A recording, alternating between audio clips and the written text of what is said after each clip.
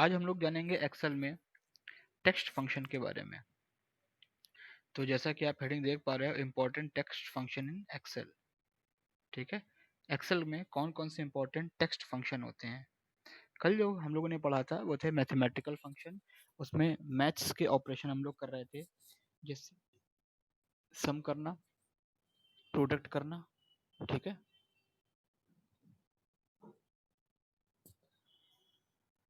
कुछ करोगे, ठीक, सम करना, प्रोडक्ट करना। ठीक है, ये सारी चीजें। लेकिन आज हम लोग जानेंगे टेक्स्ट फंक्शन के बारे में। ठीक है, कि टेक्स्ट पे किस तरीके से वर्किंग करी जाती है एमएस एक्सेल में। ठीक है,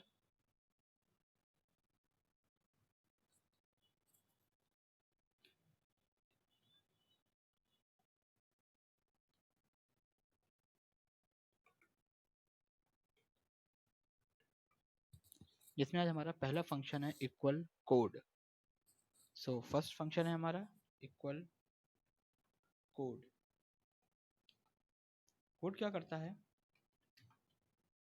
it will show ASCII value of given text. Text लिखेंगे, इसको लिखेंगे कैरेक्टर, गिवन कैरेक्टर। ठीक है, किसी भी दिए गए कोड की, किसी भी दिए गए टेक्स्ट की, कैरेक्टर की ASCII वैल्यू प्रिंट करता है। ASCII वैल्यू का मतलब क्या होता है?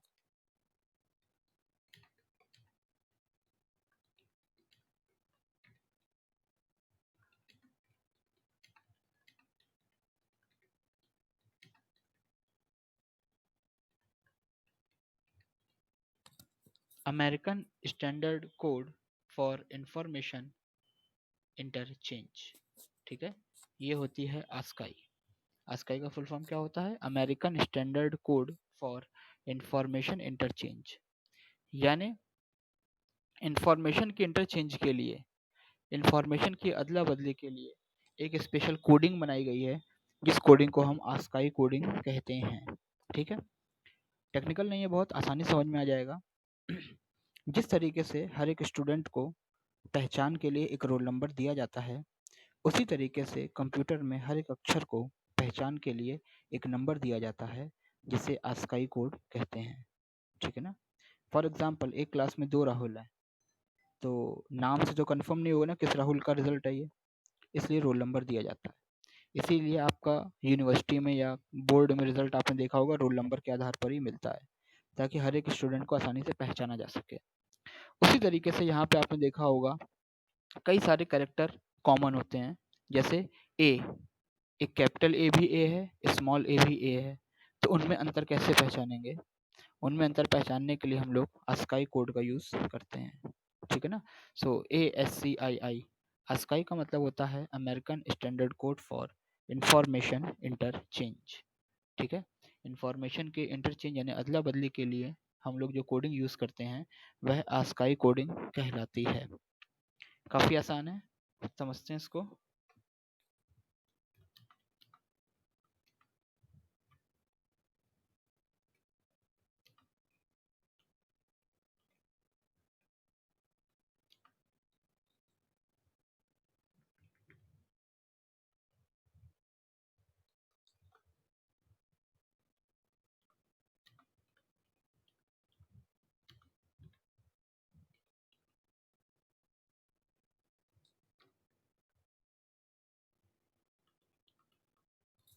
ओके, तो यहाँ पे वो नंबर मैंने मेंशन कर दिए हैं। कैपिटल ए का कोड होता है 65, कैपिटल बी होता है 66, कैपिटल सी होता है 67। इसी तरीके से आप गिनती करते जाएंगे तो कैपिटल जेड होता है 90। आगे बढ़ते हैं, स्मॉल ए होता है 97, स्मॉल बी होता है 98, स्मॉल सी होता है 99। इसी तरीके से आप आगे बढ़ते जाएंगे तो स्मॉल जेड होता है 122। ठीक है, तो हमारा कोड फंक्शन यही काम करता है, कौन से कैरेक्टर की क्या वैल्यू है यह प्रदर्शित करता है। ठीक है ना? It will show the ASCII value of given character, किसी भी कैरेक्टर की ASCII वैल्यू क्या है। जैसे आप देख पा रहे हैं यहाँ पे मैंने लिखा है इक्वल कोड ए। अब ए देखिए टेक्स्ट है, इसलिए इसको इन्वर्टेड कॉमा में लिखा गया। याद रखिएगा, जब भी हम किसी टेक्स्ट को लिखते हैं तो वह इन्वर्टेड कॉमा में लिखा जाता है। ओके, टेक्स्ट हमेशा इन्वर्टेड कॉमा में होता है। तो हमने जैसे यहाँ पे लिखा इक्वल कोड इन्वर्टेड कॉमा में ए, तो यहाँ पे ए का कोड बताएगा, स्मॉल ए का। स्मॉल ए का कोड होता है 97, इसलिए इसका आंसर आएगा 97। उम्मीद है आपको समझ में आया होगा। ठीक है, चलिए चेंज करते हैं। सपोज मैंने यहाँ पे कर दिया capital Z, code of capital Z। यहाँ पे आप देखेंगे तो कैपिटल Z का कोड है 90। तो जब हम यहाँ पे एंटर करेंगे equal code of capital Z, तो आंसर आ जाएगा 90। ओके, तो कोड के माध्यम से हम लोग किसी भी कैरेक्टर का कोड पता करते हैं। आई होप आपको ये बात समझ में आई होगी। तो इसका एग्जांपल लिख लेते हैं हम लोग।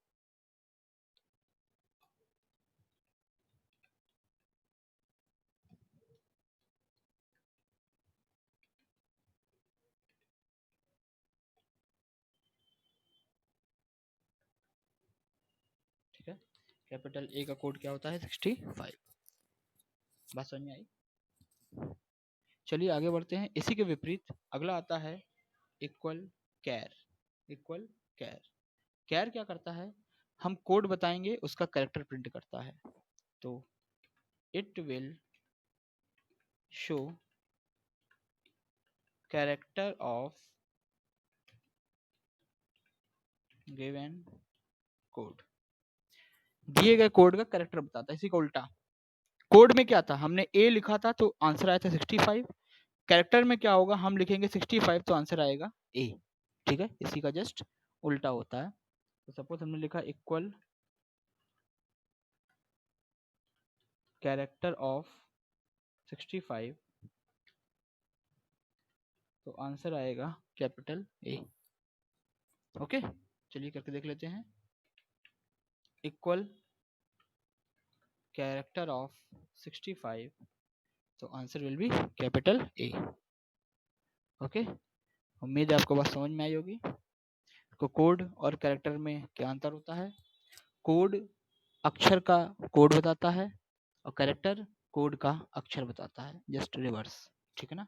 तो कोड में अगर हम लिखते हैं इक्वल कोड ऑफ ए, तो ए का कोड बताएगा 65, और अगर हम लिखते हैं कैर ऑफ 65 तो आंसर आएगा ए। उम्मीद है आपको ये समझ में आया होगा। आकृति क्लियर हुआ।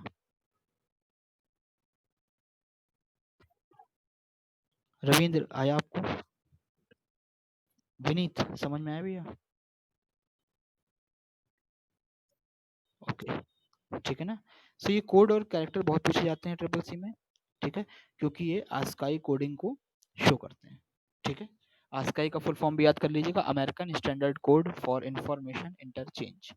इंफॉर्मेशन के इंटरचेंज के लिए जो अमेरिकन स्टैंडर्ड कोड बनाया गया है उसे आस्काई वैल्यू कहते हैं। ठीक है, चलिए अगला फंक्शन हमारा आता है कॉनकैटिनेट। अगला फंक्शन आता है कॉनकैटिनेट। कॉनकैटिनेट का काम होता है जो भी वर्ड्स दिए जाते हैं उनको ज्वाइंट करके लिखना। ठीक है, join the given words. Join the given words, अगर आप कई सारे शब्दों को एक साथ जोड़ करके लिखना चाहते हैं तो हम लोग कॉनकैटिनेट का प्रयोग करते हैं। ठीक है, अगर कई सारे शब्दों को एक साथ जोड़ के लिखना चाहते हैं तो हम लोग कॉनकैटिनेट का यूज करते हैं। ध्यान दीजिएगा।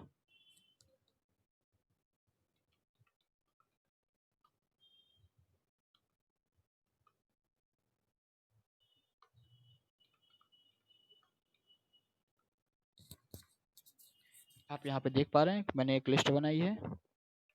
इसमें लिखा है A1 में लिखा है कानपुर, A2 में लिखा है इज, A3 में लिखा है आ, A4 में लिखा है बिग और A5 में लिखा है सिटी। अब इनमें से अगर हम कुछ शब्दों को एक साथ जोड़ करके एक वाक्य बनाना चाहें तो हम लोग कैसे लिखेंगे, ध्यान दीजिएगा। Equal concatenate. ठीक है, अब जिन जिन शब्दों को जोड़ना है उन पे क्लिक कर दो। जैसे हम लिखना चाहते हैं कानपुर इज अ सिटी। ठीक है, तो बिग नहीं लिखना चाहते हैं तो हमने लिखा कानपुर यानी A1 कॉमा इज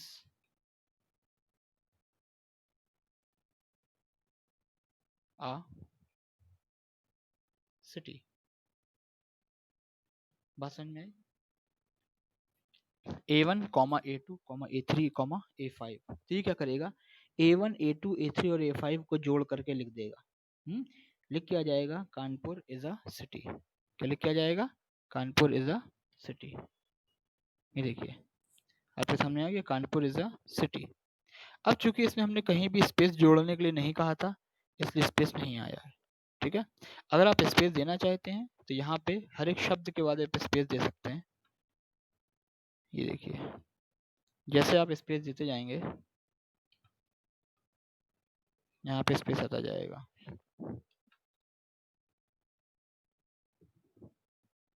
देख पा रहे हैं? तो स्पेस भी एक कैरेक्टर होता है, इसलिए इसको मेंशन करना जरूरी है। बात समझ में आई कि नहीं आई? तो कॉन्कैटिनेट का काम होता है चीजों को ज्वाइंट करना। जैसे हम लिखना चाहते हैं कानपुर अ सिटी, इज नहीं लिखना चाहते हैं तो इसको हमने यहाँ से यानी A2 को हमने हटा दिया। हमने जोड़ा है A1, A3 और A5 को, तो A1, A3 और A5 जुड़ के आ जाएंगे कानपुर अ सिटी। ठीक है, तो अगर दिए गए शब्दों को ज्वाइंट करके, अलग अलग जो शब्द दिए गए हैं उनको ज्वाइंट करके लिखना चाहते हैं तो हम लोग कॉन्कैटिनेट प्रयोग करते हैं।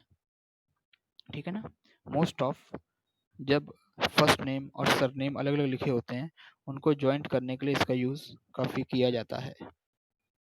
ओके, तो इसका एक मैं स्क्रीनशॉट आपको दे देता हूँ।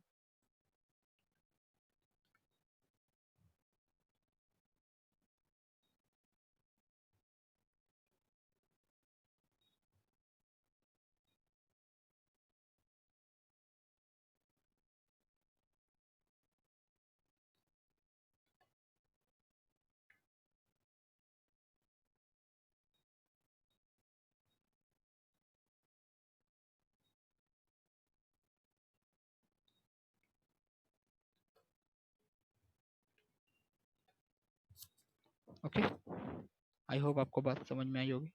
ये क्या करेगा, चीज़ों को ज्वाइंट करके लिख देगा।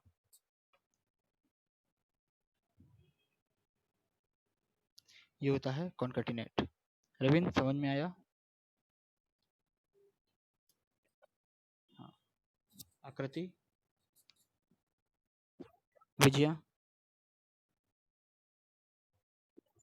हाँ, अगर आप वर्ड्स को काउंट ज्वाइंट करना चाहते हैं तो हम लोग कॉन्कैटिनेट का यूज कर सकते हैं।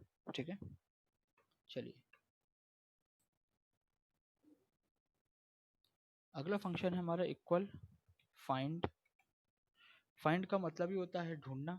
ठीक है, तो ये किसी भी एक वर्ड को किसी सेंटेंस में फाइंड करने का कार्य करता है।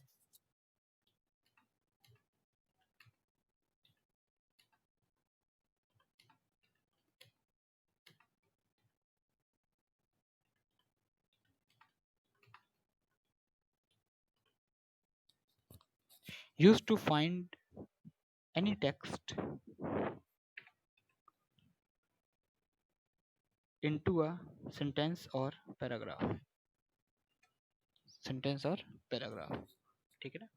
किसी भी एक टेक्स्ट को किसी भी सेंटेंस या पैराग्राफ में फाइंड करता है और उसकी पोजीशन बताता है। इसे हम लिख लेते हैं।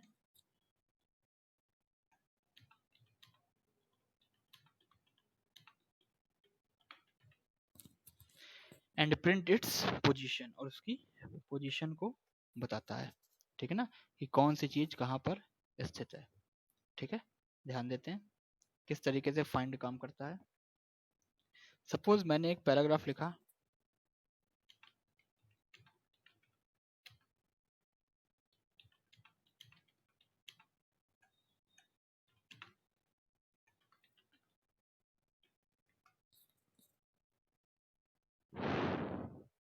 ये मैंने एक पैराग्राफ लिखा है जिसमें लिखा है we love India and we like India. क्या पैराग्राफ है? We love India and we like India. ये मैंने पैराग्राफ लिखा हुआ है। अब इस पैराग्राफ में मुझे क्या ढूंढना है? सपोज मुझे ढूंढना है इंडिया। मुझे क्या ढूंढना है? इंडिया। ठीक है, मुझे फाइंड करना है इंडिया। तो फाइंड फंक्शन कैसे काम करता है ध्यान दीजिएगा। सबसे पहले लिखते हैं इक्वल फाइंड, उसके बाद लिखते हैं फाइंड टेक्स्ट। किसको फाइंड करना है, तो जिसको फाइंड करना है उस पर क्लिक कर लीजिए। मुझे इंडिया फाइंड करना है, मैंने इंडिया पे क्लिक कर दिया। A2 को फाइंड करना है, कॉमा हमारा सेंटेंस कहाँ लिखा है, A1 में। A1 find A2 comma A1, तो हमें A2 को, यानी A2 में क्या लिखा हुआ है, इंडिया, उसको फाइंड करना है A1 यानी we love India and we like India. ठीक है, तो इंडिया शब्द A1 सेंटेंस में जहां पर भी लिखा हुआ है उसकी पोजीशन प्रिंट कर देगा। उसकी पोजीशन किस नंबर पे लिखा हुआ है वह नंबर प्रिंट कर देगा। ओके, चलिए देखते हैं। और यहाँ पर आंसर आ गया है 9, यानी इंडिया जो है वो 9वें स्थान पर है। कौन से स्थान पर है, 9वें स्थान पर है। अगर आप गिन के देखेंगे तो आंसर 9 आएगा। क्यों, वी में 2 अक्षर हैं, लव में 2 अक्षर हैं, 2 और 4 होगा 6। वी के बाद और लव के बाद 2 स्पेस हैं, 6 और 2 8। तो इंडिया का आई कहाँ पे है, 9वें स्थान पर है। ठीक है ना, आप इसको टच करके जूम करके देख सकते हैं, आपको क्लियर हो जाएगा। ठीक है, इंडिया कहाँ पर है, 9वें स्थान पर है, इसीलिए हमारा आंसर जो आया है वो क्या आया है, 9। क्या आया है, 9। फिर से समझते हैं, we love India and we like India, इसमें हमें ढूंढना था इंडिया को। कहाँ, किसको ढूंढना था, इंडिया को। तो मैंने लिखा इक्वल फाइंड, फाइंड माने ढूंढो, किसको ढूंढो, A2 को। A2 में क्या लिखा हुआ है, इंडिया। A2 में क्या लिखा हुआ है, इंडिया। कहाँ ढूंढो, A1 में। A1 में लिखा हुआ है we love India and we like India, तो इंडिया को A1 में ढूंढना है। ठीक है, आंसर आया है 9। आंसर क्या आया है, 9। ठीक है, अगर आप गिनेंगे तो इंडिया का आई जो है वो 9वें स्थान पर है। ओके, तो इसको मेंशन कर लेते हैं जरा एग्जाम्पल के तौर पे।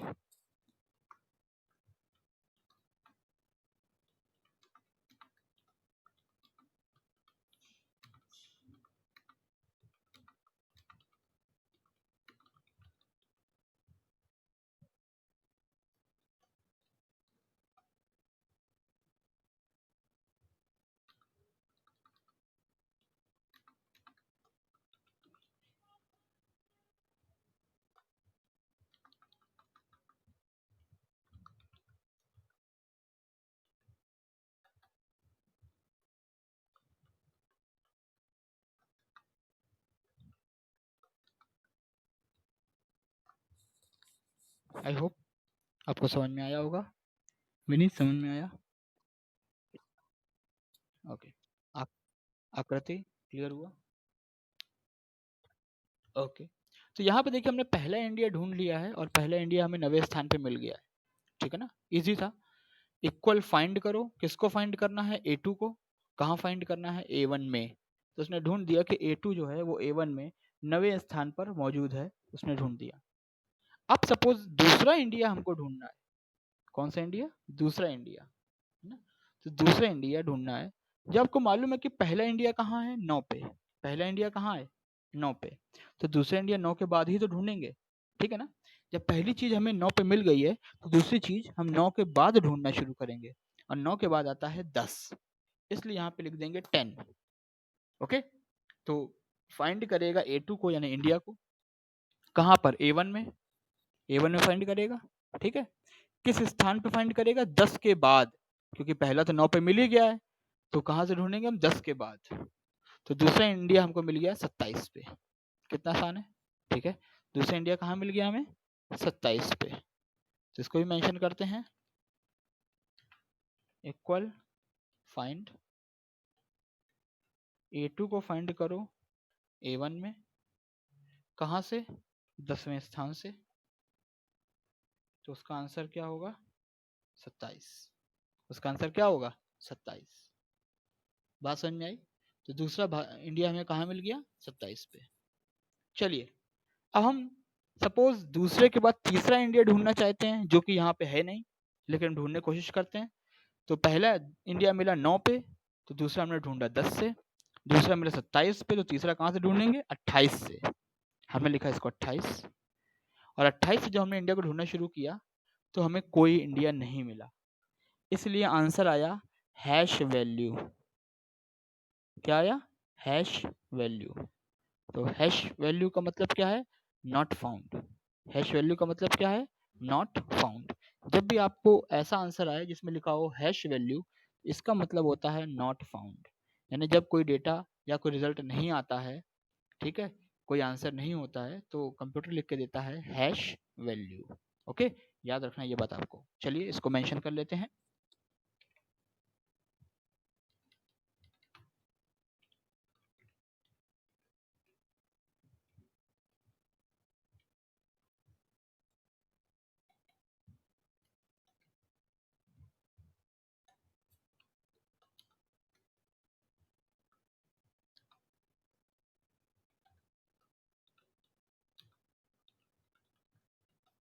हैश वैल्यू का मतलब होता है नो आंसर। आई होप आपको बात समझ में आ गई होगी। इस तरीके से हम लोग जितने चाहें उतने सेंटेंसेस को, सॉरी, उतने वर्ड्स को फाइंड आउट कर सकते हैं। ठीक है ना?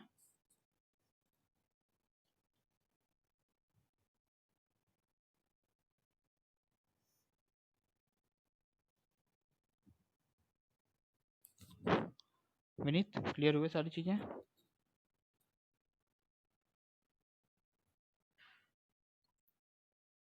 विजया, कोई दिक्कत? आकृति, कोई दिक्कत? ओके, लक्ष्मी, समझ में आया आपको? Okay, good.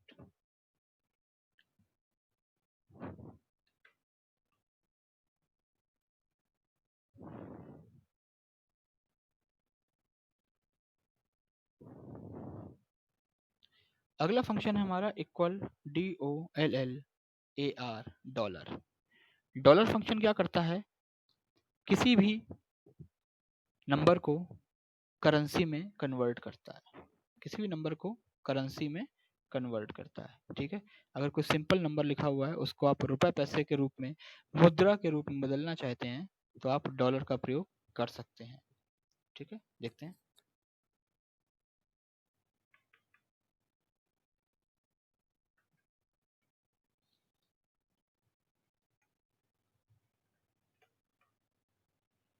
ये देखिए, मैंने एक नंबर लिखा था 1290।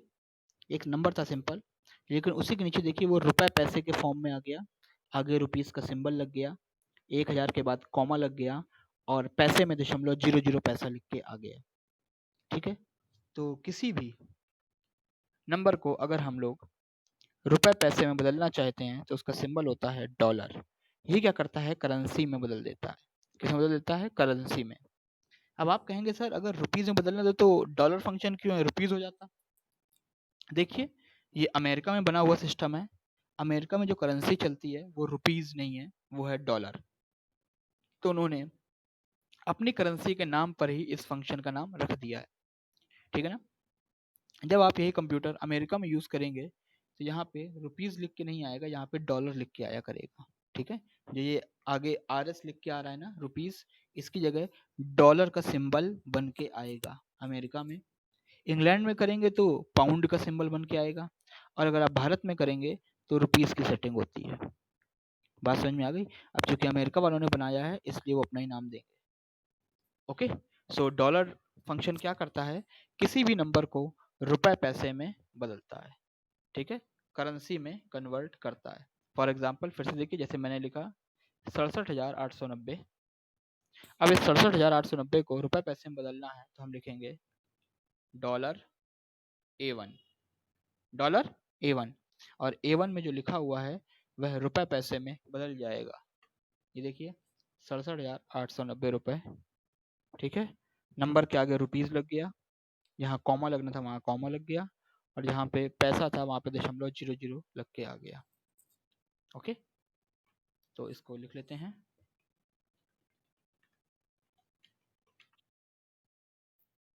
हाँ भैया।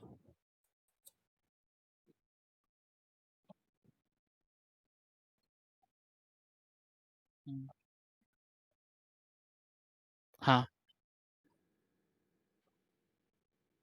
डॉलर में ही लिखना है, हाँ। एक सेकेंड, मैं इसको क्लियर करता हूँ आपको, है। इसका मैं नोट्स लिख दूँ, फिर मैं आपको बताता हूँ इसके बारे में पूरा। ओके, अच्छा क्वेश्चन है विनीत, वेरी गुड। जिसके दिमाग में इस तरह के क्वेश्चन आते जाएं प्लीज़ पूछते जाइए, क्योंकि जब आप क्वेश्चन पूछते हैं तो आपकी कन्फ्यूज़न क्लियर होती है, साथ ही साथ आपके साथ जो 10-11 लोग पढ़ रहे हैं ना, उनको भी समझ में आता है। ठीक है ना? विनीत ने बड़ा अच्छा क्वेश्चन पूछा है, ये नोट्स मैं लिख दूँ, उसके बाद मैं इसको आपको क्लियर करता हूँ पूरी तरीके से।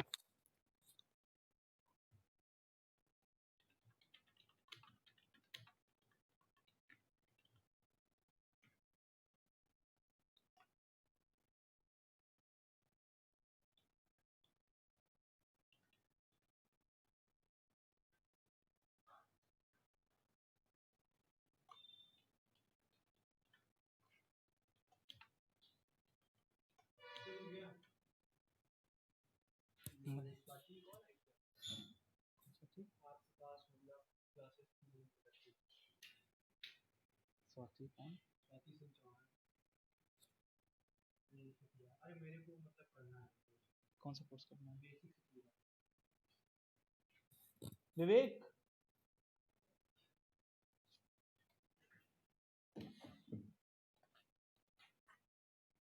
देखो कौन सा कोर्स करना है, बता दो जरा अंदर है, क्लास 10 में बताओ।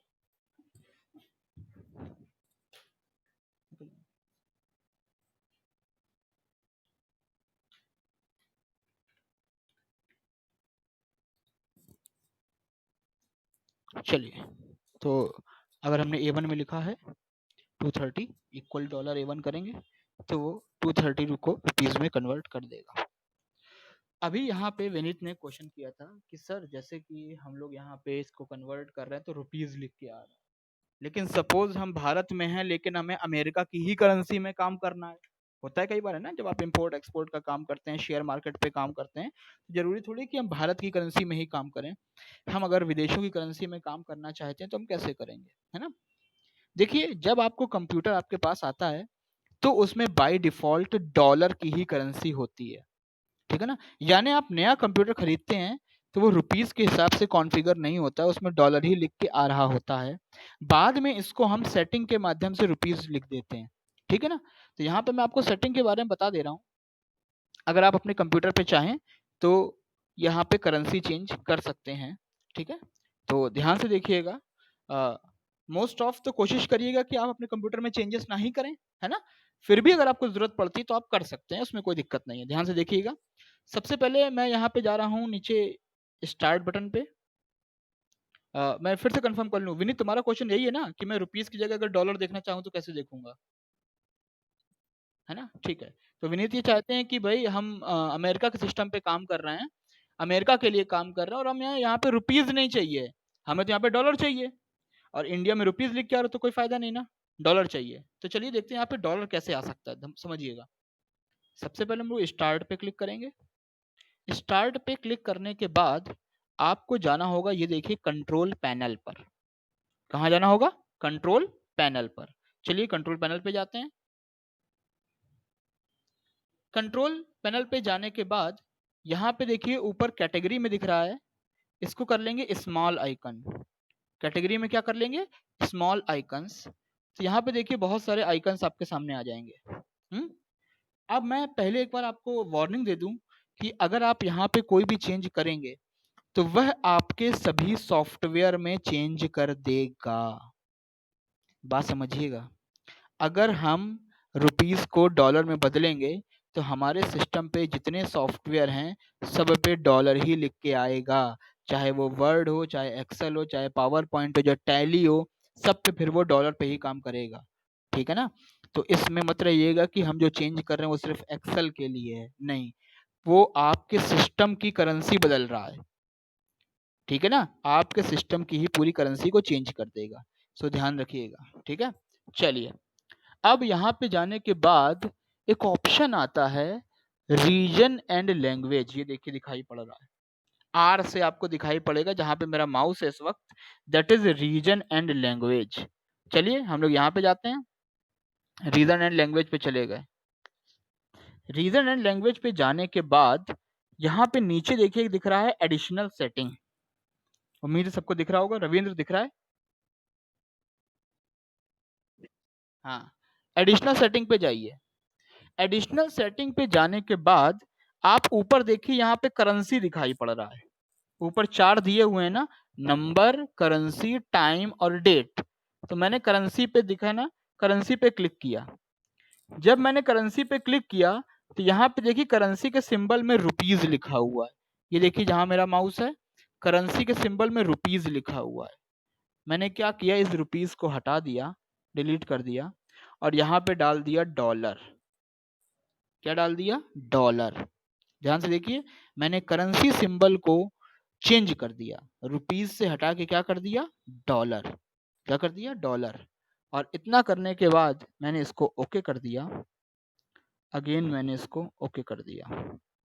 ओके कर दिया। तो यहाँ पे देखिए, अब जब मैं एक्सेल पे देखूंगा तो वहां पे मुझको डॉलर दिखा हुआ दिखाई पड़ेगा। अब आप अपना काम पूरा डॉलर पे कर सकते हैं। विनीत, हो गया काम, है ना?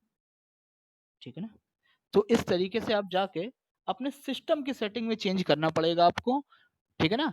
तो वो डॉलर्स में कन्वर्ट हो जाएगा।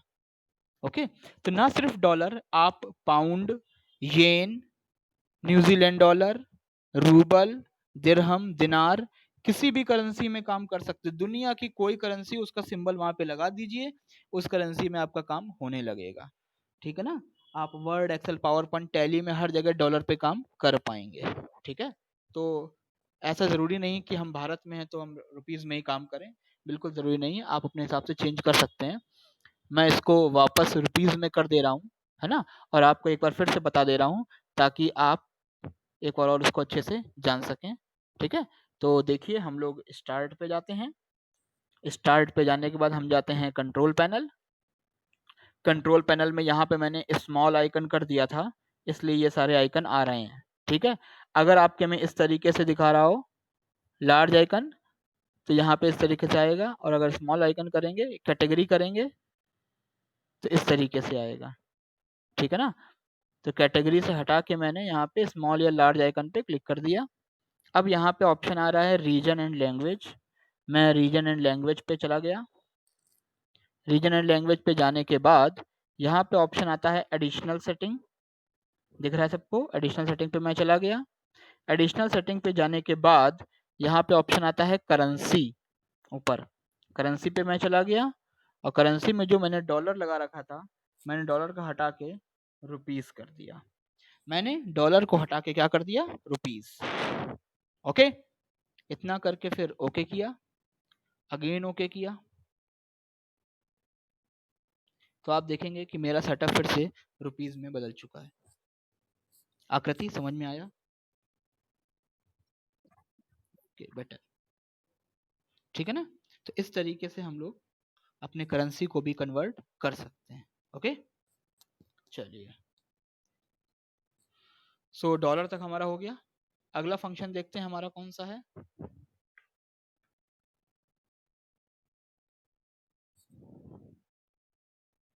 बढ़िया फंक्शन है हमारा। अगला है एग्जैक्ट। एग्जैक्ट क्या करता है, दो टेक्स्ट एक जैसे हैं कि नहीं वो चेक करता है। ठीक है ना? जैसे आप मोबाइल पे अपना पिन डालते हैं ना, पासवर्ड डालते हैं, तो पासवर्ड की चेकिंग होती है ना कि पासवर्ड सेम है कि नहीं है। या आप एटीएम कार्ड में अपना पासवर्ड डालते हैं तो वो चेक करता है सेम है कि नहीं है। तो यहाँ पर एग्जैक्ट फंक्शन चेक करता है कि दो नंबर या दो टेक्स्ट सेम है कि नहीं है। अगर सेम है तो आंसर आएगा ट्रू, और अगर सेम नहीं है तो आंसर आएगा फॉल्स। चलिए देखते हैं इसको। जैसे मैंने A1 में लिखा राम, A2 में लिखा राम और A3 में लिखा राम। मैंने तीन शब्द अलग अलग दिए हुए हैं। ठीक है? चलिए अब इनको चेक करते हैं। मैंने पहले लिखा equal exact A1 comma A2। क्या A1 और A2 एक जैसे हैं? तो आपको दिख रहा है कि दोनों एक जैसे नहीं है। एक में कैपिटल है और एक में स्मॉल है। क्योंकि कैपिटल स्मॉल अलग अलग होते हैं, अभी मैंने आस्काई वैल्यू पढ़ाई थी आपको। कैपिटल ए होता है 65, कैपिटल और स्मॉल ए होता है 97। तो दोनों अलग अलग है ना? तो यहाँ पर कैपिटल राम और स्मॉल राम एक नहीं है, अलग अलग है। तो इसका आंसर आएगा फॉल्स। आंसर क्या आ गया? फॉल्स। क्योंकि A1 और A2 एक जैसे नहीं है, इसलिए आंसर आ गया फॉल्स। आई होप आपको समझ में आया होगा। वही अगर हम यहाँ पे कर दें A1 और A3, तो क्या A1 और A3 एक जैसे हैं? A1 में लिखा है कैपिटल RAM और A3 में भी लिखा है कैपिटल RAM, यानी दोनों एक जैसे हैं, इसलिए इनका आंसर आएगा ट्रू। इनका आंसर क्या आएगा? ट्रू। ठीक है, तो एग्जैक्ट फंक्शन से एक्सेल में हम ये चेक करते हैं कि दिए गए दो शब्द, सेंटेंस या पैराग्राफ बिल्कुल एक जैसे हैं कि नहीं है। इसका यूज ज़्यादातर मोबाइल फ़ोन नंबर चेक करने के लिए किया जाता है। ठीक है, कि आप जो मोबाइल नंबर फ़ोन एंटर कर रहे हैं वो मैच कर रहा है कि नहीं। अगर मैच कर रहा है तो आंसर आ जाएगा ट्रू, और मैच नहीं कर रहा है तो तुरंत आंसर आ जाएगा फॉल्स। आपको हर एक मोबाइल नंबर चेक करने की ज़रूरत नहीं पड़ती है। जैसे जैसे यूज़र एंटर करता जाएगा ऑटोमेटिकली ट्रू फॉल्स लिख के आता जाएगा। ओके, तो इसका डॉक्यूमेंट बना लेते हैं।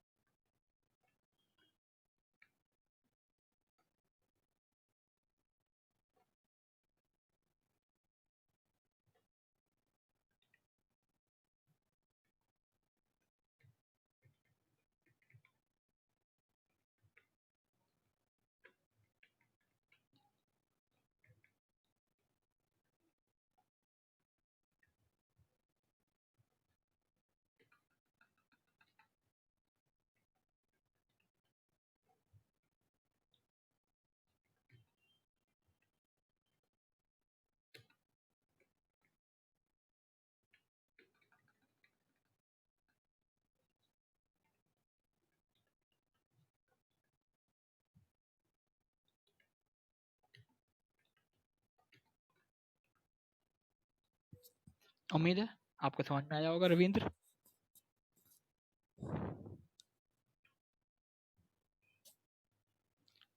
विनीत समझ में आया?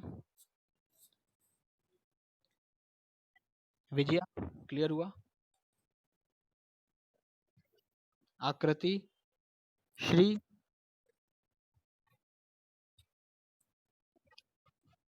ओके। तो एग्जैक्ट क्या करता है, दो टेक्स्ट एक जैसे हैं कि नहीं वो चेक करता है। ठीक है, if both text are same similar, अगर दोनों टेक्स्ट एक जैसे हैं तो आंसर आएगा true, otherwise answer will be false. अगर दोनों टेक्स्ट सेम है तो आंसर आएगा ट्रू, और नहीं तो आंसर क्या जाएगा?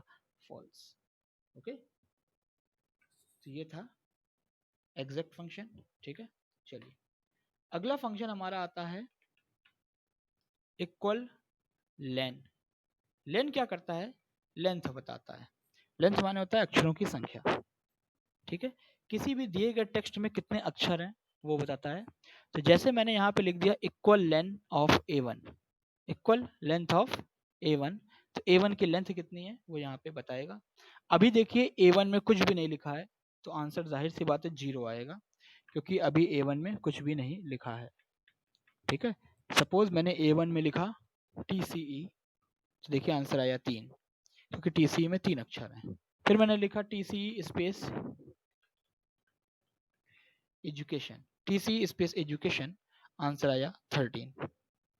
ओके, सपोज मैंने लिखा इंडिया, आंसर आया 5, क्योंकि इंडिया में 5 अक्षर होते हैं। मैंने लिखा हिंदुस्तान, तो आंसर आया 9, क्योंकि हिंदुस्तान में 9 अक्षर होते हैं। ठीक है, तो दिए गए किसी भी टेक्स्ट की लेंथ बताता है, ये कहलाता है इक्वल लेंथ।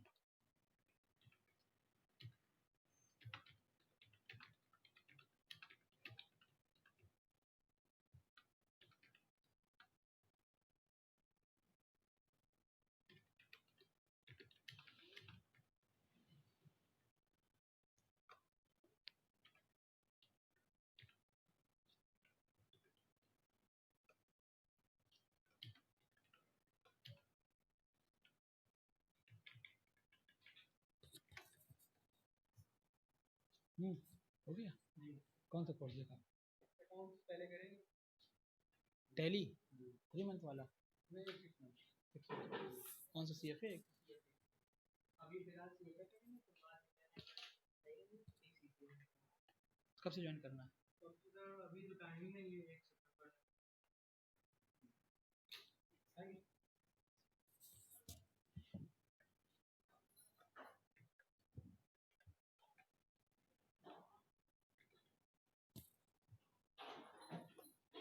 ठीक है, तो सपोज मैंने A1 को दिया है इंडिया। A1 वैल्यू क्या है? India equal length of A1। जैसे मैंने लिखा A1 की लेंथ, तो आंसर आया 5। क्या आंसर आया? 5। तो A1 की लेंथ कितनी हो गई? 5। आई होप आपको समझ में आया होगा। भैया क्लियर हुआ? महक कुशवाहा क्लियर हुआ आपको? लक्ष्मी, विनीत समझ में आ रहा है? ओके, तो ये होता है लेंथ फंक्शन। ठीक है, चलिए अगला फंक्शन देखते हैं। नेक्स्ट फंक्शन है इक्वल लोअर। लोअर क्या करता है? किसी भी टेक्स्ट को स्मॉल लेटर में कन्वर्ट कर देता है। ठीक है ना, किसी भी टेक्स्ट को कंप्लीटली स्मॉल लेटर में कन्वर्ट कर देता है। जैसे मैंने यहाँ पे लिखा है इक्वल लोअर ऑफ A1, तो A1 में मैं जो भी टेक्स्ट लिखूंगा उसको स्मॉल लेटर में ये क्या कर देगा? कन्वर्ट कर देगा। चलिए A1 में एक टेक्स्ट लिखते हैं।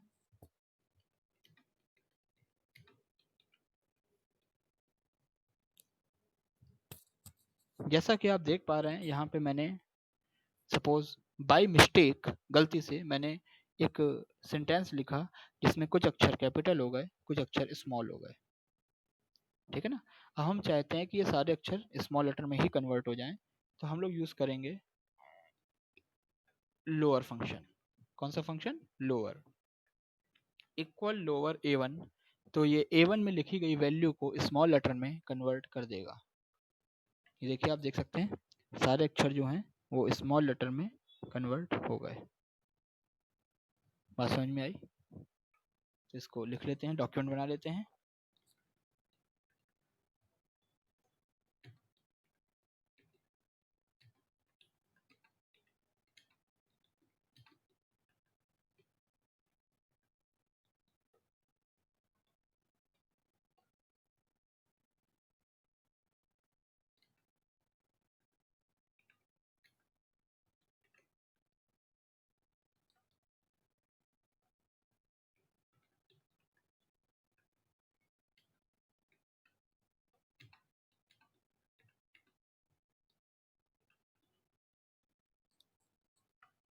तो उम्मीद है आपको समझ में आ गया होगा, है ना। इसी तरीके से जैसे लोअर था, लोअर का एक अपोजिट होता है अपर। अपर क्या करता है? कैपिटल लेटर में पूरे डेटा को कन्वर्ट कर देता है। ठीक है, convert data into capital letter. चलिए इसको भी करके देख लेते हैं। जैसे मैंने लिखा लोअर के बाद इक्वल अपर ऑफ A1, तो ये A1 को अपर यानी कैपिटल लेटर में कन्वर्ट करेगा। और यहाँ पे देखिए सारे अक्षर जो हैं वो कैपिटल लेटर में कन्वर्ट हो गए। ठीक है ना, देखते हैं इसको।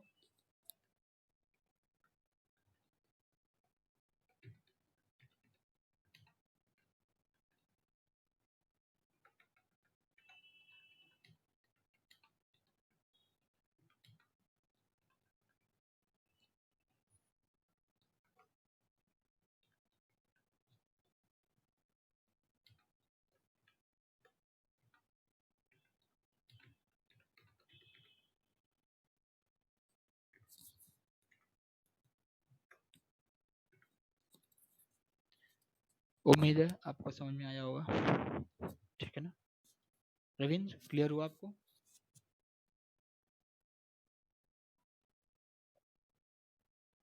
श्री समझ में आया?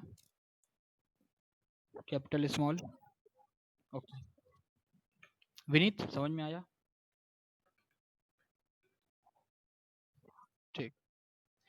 इसी तरीके से अगला आता है प्रॉपर लेटर। प्रॉपर, प्रॉपर का मतलब होता है हर एक शब्द का पहला अक्षर कैपिटल। ठीक है ना, जैसे कि आप सपोज जैसे आपने ऊपर यहाँ लिखा हुआ है और आप चाहते हैं कि हर शब्द का पहला अक्षर कैपिटल हो जाए, यानी वी का डब्ल्यू, लव का एल और इंडिया का आई कैपिटल हो जाए, बाकी सब स्मॉल हो जाए। ठीक है ना। तो इसके लिए हम लोग यूज करते हैं इक्वल प्रॉपर। क्या यूज करते हैं? Equal proper off A1। तो ये A1 को प्रॉपर लेटर में कन्वर्ट कर देगा। प्रॉपर का मतलब है W का पहला लेटर कैपिटल, लव का पहला लेटर L और इंडिया का पहला लेटर I बड़ा हो जाएगा, बाकी सारे अक्षर जो हैं वो छोटे यानी स्मॉल लेटर में कन्वर्ट हो जाएंगे। आई होप आपको दिख रहा होगा, क्लियर है।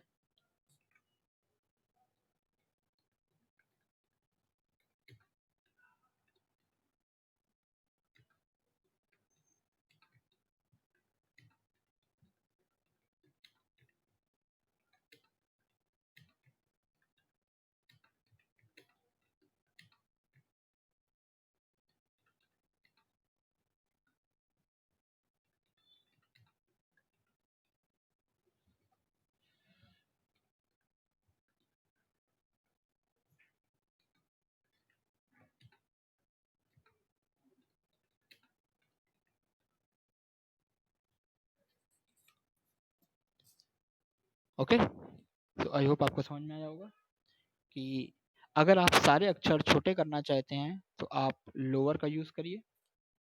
ठीक है। अगर आप सारे अक्षरों को कैपिटल करना चाहते हैं तो आप अपर का यूज करिए।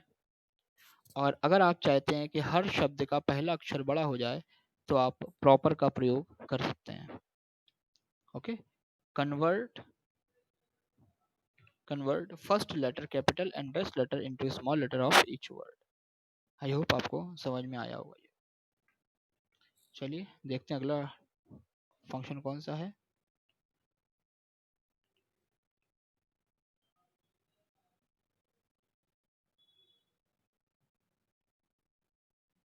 चलिए,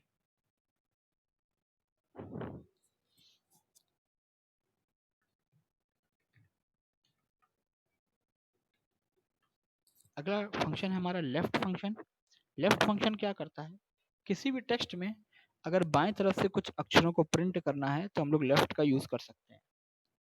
जैसे हमने A1 में लिखा है एजुकेशन और हम एजुकेशन के बाएं तरफ से 3 अक्षर यानी EDU को कॉपी करना चाहते हैं तो उसके लिए लेफ्ट फंक्शन यूज होगा। ठीक है ना। तो सबसे पहले लिखते हैं लेफ्ट, फिर कहाँ से कॉपी करना है? A1 से, कॉमा कितने अक्षरों को करना है? 3 अक्षरों। Equal left A1 comma 3। तो A1 में हम जो भी लिखेंगे उसके 3 अक्षर यहाँ पे कॉपी हो जाएंगे। आंसर आएगा EDU। उम्मीद आपको समझ में आया होगा। A1 में हमने लिखा इंडिया, तो इंडिया के बाएं तरफ से 3 अक्षर कौन से हैं? IND, वो कॉपी हो जाएंगे। सपोज हमने लिखा पाकिस्तान, तो पाकिस्तान के बाएं से 3 अक्षर कौन से हैं? PAK, वो कॉपी हो जाएंगे। सपोज हमने यहाँ पे लिखा चाइना, तो चाइना के बाएं से 3 अक्षर कौन से हैं? CHI, वो कॉपी हो जाएंगे। उम्मीद आपको समझ में आया होगा। तो लेफ्ट का काम होता है बाएं तरफ से अक्षर को कॉपी करना। अब अगर अगर आप सपोज 3 अक्षर नहीं कॉपी करना चाहते, आप 2 अक्षर कॉपी करना चाहते हैं तो यहाँ पे 2 लिख दीजिए, तो ये देखिए 2 अक्षर कॉपी हो जाएंगे। ठीक है ना। तो आप जितने भी अक्षर बाएं तरफ से कॉपी करना चाहते हैं वो यहाँ पे मेंशन कर देंगे। ठीक है, उतने अक्षर यहाँ से कॉपी हो जाएंगे बाएं तरफ से। विनीत समझ में आया? आकृति क्लियर हुआ? रविंद्र क्लियर हुआ? आकृति आपको? चलिए,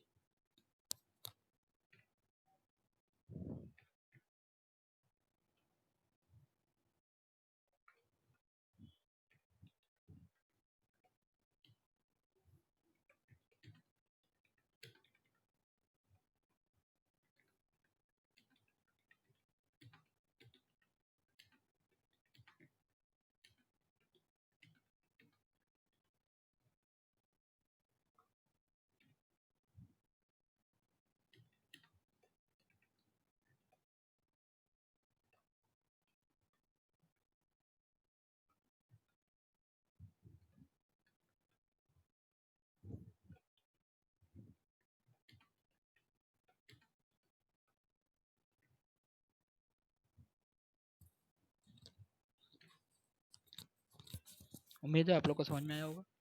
तो जिस तरीके से लेफ्ट लिखते हैं बाएं से अक्षर निकालता है, यदि हम राइट कर दें तो वो दाएं तरफ से 3 अक्षर निकालने लगेगा। ठीक है ना। सपोज आपको बाएं से अक्षर निकालने थे तो आपने लेफ्ट का यूज किया। अब यदि हम चाहते हैं दाएं तरफ से तो हम लिखेंगे राइट A1 कॉमा 3। तो दाएं तरफ से 3 अक्षर कौन से हैं? आंसर आएगा DIA। क्या आंसर आएगा? DIA। बाएं के 3 अक्षर देखिए, आंसर आ रहा है DIA। उम्मीद आपको समझ में आया होगा। 2 अक्षर करते हैं तो बाएं के 2 अक्षर देखिए IA। ओके, ठीक है। क्या हुआ विनीत?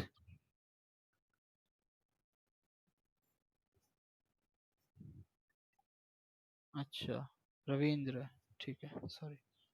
चलिए अगला लिखते हैं, इक्वल राइट।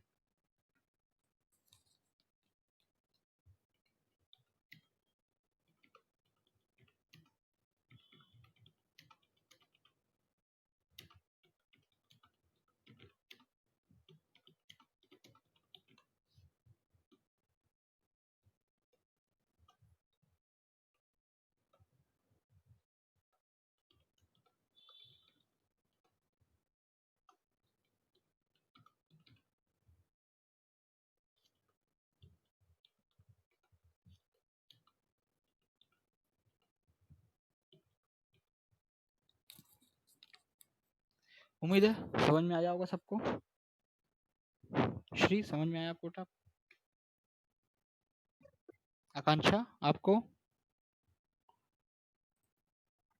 लक्ष्मी?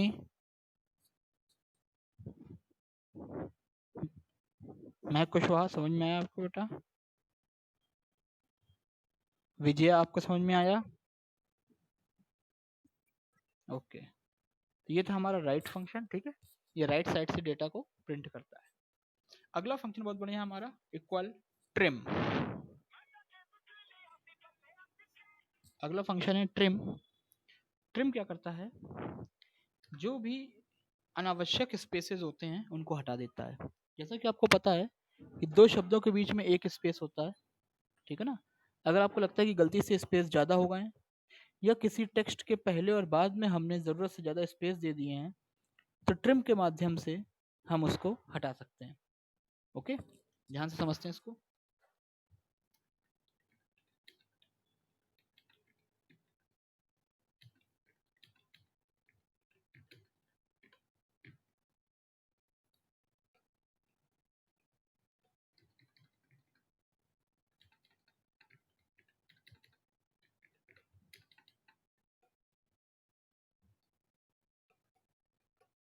जैसे कि आप यहाँ पे देख पा रहे हैं, A1 में हमने लिखा है वी लव इंडिया ट्रिम के बाद, है ना।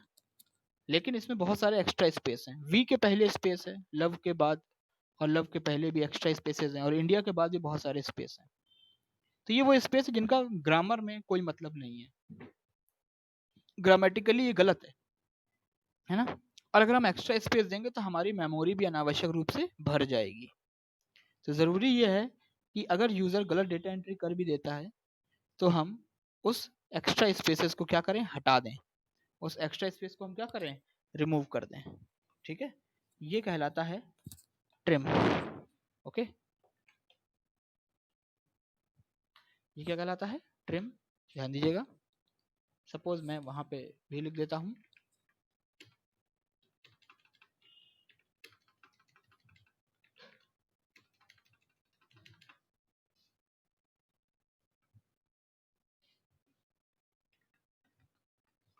यहाँ पे आप देख पा रहे हैं व्हील ऑफ इंडिया में बहुत सारे स्पेस है, एक्स्ट्रा स्पेस जिसकी जरूरत नहीं है और जो ग्रामर के अनुसार भी गलत है।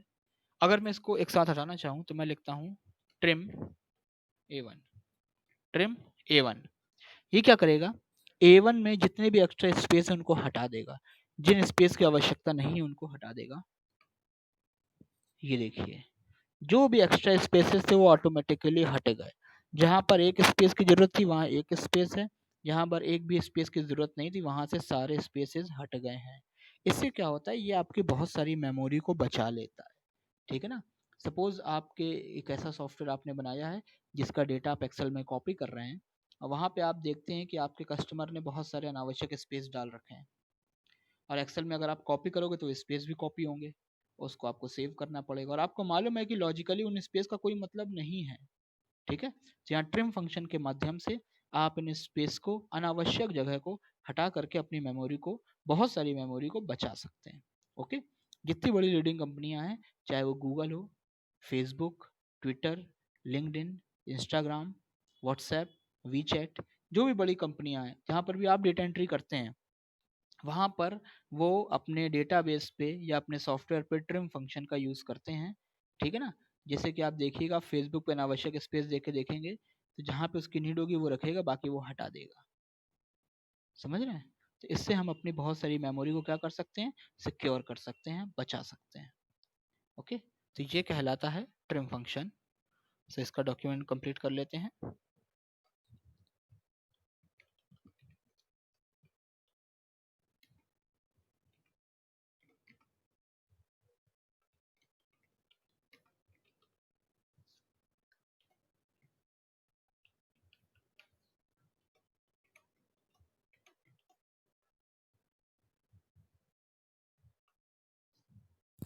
उम्मीद है आपको समझ में आया होगा। नेक्स्ट फंक्शन देखते हैं हमारा कौन सा है।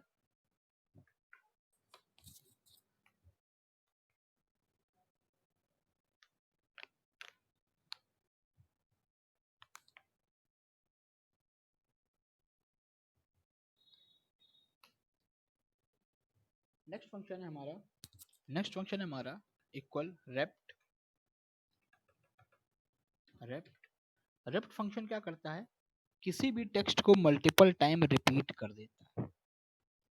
किसी भी टेक्स्ट को मल्टीपल टाइम क्या कर देता है, रिपीट।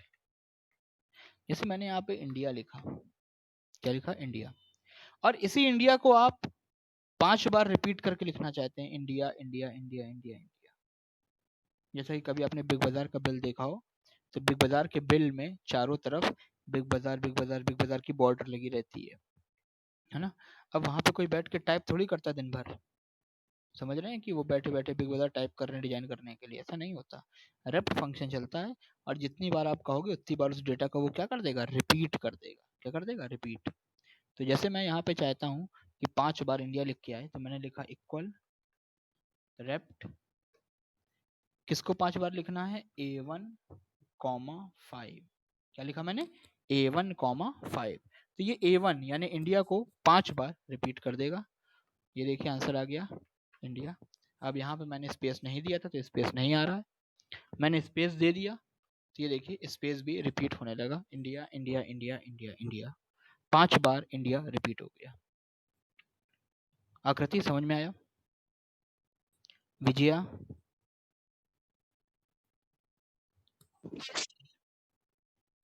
विनीत समझ में आया आपको, मैं कुशवाहा आपको समझ में आया। ओके, इस इस तरीके से हम लोग इसको रिपीट कर सकते हैं। ठीक है, तो इसका डॉक्यूमेंट बना लेते हैं।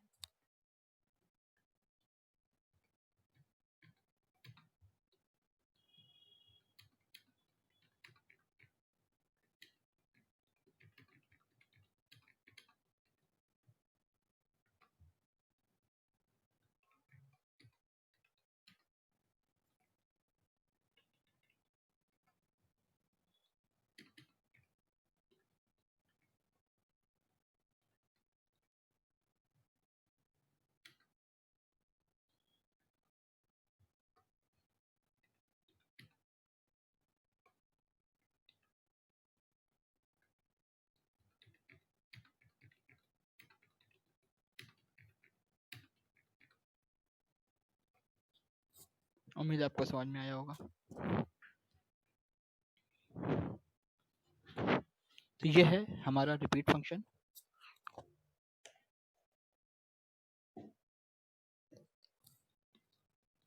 ठीक है, सो ये थे हमारे टेक्स्ट फंक्शन जो कि आपने देखे। 14 टेक्स्ट फंक्शन थे आज। पहला था कोड, दूसरा कैरेक्टर, तीसरा कॉन्केटिनेट, चौथा फाइंड, पांचवा डॉलर, छठवां एग्जैक्ट, सातवां लेन, 8वां लोअर, 9वां था अपर, प्रॉपर, लेफ्ट, राइट, ट्रिम और रिपीट। ठीक है, ये वो कुछ इंपॉर्टेंट फंक्शन है जो ट्रिपल सी में अक्सर हमसे पूछे जाते हैं और प्रोफेशनल लाइफ में भी हमारे लिए बहुत आवश्यक होते हैं। ठीक है, तो इसका भी मैं एक PDF बना करके आपको सेंड कर दूंगा। ठीक है, अच्छे से इसको पढ़िएगा।